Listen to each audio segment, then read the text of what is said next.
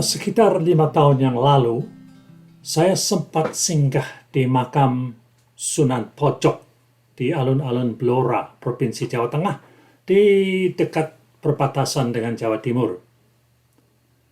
Di tengah-tengah suasana sunyi sore hari, saya berkenalan dengan seorang peziarah yang ternyata tangannya buntung sebelah. Dia seorang laki-laki, usianya sekitar 30 tahun, wajahnya klimis dan pakaiannya rapi. Dia memakai sarung kotak-kotak ungu dan hijau, kaos putih, dan peci hitam. Dia berbicara dengan lembut, diiringi gerak melambai kedua tangannya. Tetapi saya sulit mengikuti apa yang dikatakannya. Perhatian saya terbelok ke lengan kanannya yang buntung. Buntung terpenggal di bawah siku. Lengannya menonjak-nonjak udara pada saat ia berbicara. Ternyata dia kehilangan tangannya dalam kecelakaan bersama gergaji rantai. Ketika suatu malam, dia ikut usaha untuk mencuri kayu dengan menebang pohon di hutan jati.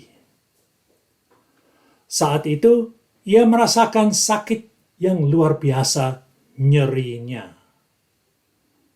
Sejak itu, demikian tuturnya, ia dapat ikut merasakan sakitnya hutan yang kayunya dipotong-potong sampai banyak hutan habis. Peristiwa itu terkesan dalam hati saya ketika saya menulis Wali Berandal Tanah Jawa yang judul aslinya Bandit Saints of Java.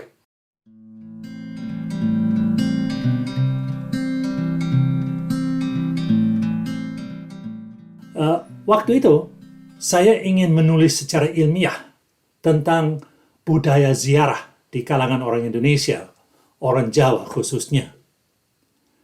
Tetapi karena peristiwa seperti yang saya alami di makam Sunan Pojok, maka saya tersadar tidaklah mungkin saya menulis tentang gejala ziarah dengan kepala dingin, secara akademis, hanya dengan bersandar pada data-data, fakta dingin, penggambaran objektif yang dibumbui teori-teori saja. Memang harus ada unsur semacam itu, tetapi bagi banyak orang, termasuk bagi saya sebagai orang asing, bertandang ke makam keramat, menghadap dan berkenalan dengan para wali, bertemu dan bercakap-cakap dengan peziarah adalah tindakan penuh emosi, penuh perasaan, penuh haru. Kadang-kadang dengan selingan humor dan peristiwa aneh yang tidak terlupakan. Inilah yang saya tuangkan ke dalam lembaran Wali Berandal Tanah Jawa.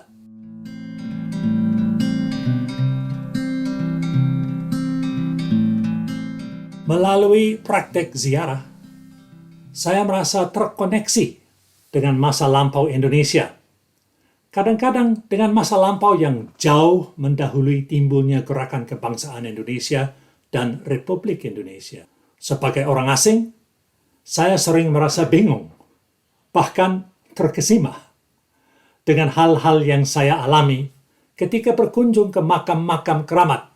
Sangatlah terasa kurangnya atau miskinnya pendekatan akademis yang hanya menonjolkan objektivitas. Apabila kita meneliti gejala ziarah tanpa melibatkan diri secara emosional, maka kita seolah-olah menjadi buta atau bahkan tertutup terhadap pengalaman ibadah ziarah yang paling hakiki, yaitu panggilan suara hati. Dalam bidang kajian agama, kadang-kadang, malah seringkali, kajian yang kering, yang terselimut teori dan abstraksi, justru tidak mencerahkan, karena seolah-olah tidak berurusan dengan intisari gejala atau praktik ziarah itu. Salah satu temuan yang saya laporkan dalam Wali Berandal, yaitu meningkatnya jumlah orang yang melakukan perjalanan ziarah dan ibadah ziarah di Pulau Jawa dan Madura. Meningkat tajam, berlipat ganda sejak tahun 1980-an yang lalu. Kenyataan ini membuat saya cukup bingung. Apa sebabnya manusia Indonesia, khususnya kaum perempuan, semakin banyak yang terpikat dengan pengalaman ziarah ke makam-makam keramat di bumi Indonesia. Sedangkan Indonesia dewasa ini semakin modern, semakin jauh meninggalkan tradisi lama. Dan agama Islam di Indonesia semakin berkiblat pada ragam baku yang konon dikatakan ortodoks, baik dalam hal ibadah, seperti misalnya berpuasa pada bulan Ramadan yang semakin mantap dan semakin meluas, maupun praktek sosial, seperti misalnya gaya berpakaian yang bersifat Islami, yang kalau dilihat sepintas, tampak bertentangan. Gejala-gejala ini tampak bertentangan dengan meningkatnya jumlah orang yang berziarah ke makam-makam keramat, walaupun kelihatannya kedua gejala itu timbul bersamaan. Dunia ziarah di Jawa dan Madura sangat rumit dan beraneka ragam.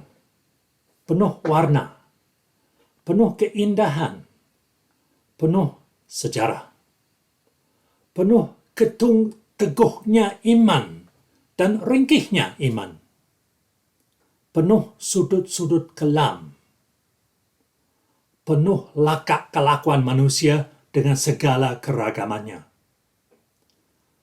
Penuh pula dengan permainan politik. Ini semua saya sambut dengan pandangan mata seorang asing yang kadang-kadang bingung, sering tersilau, dan senantiasa terpesona.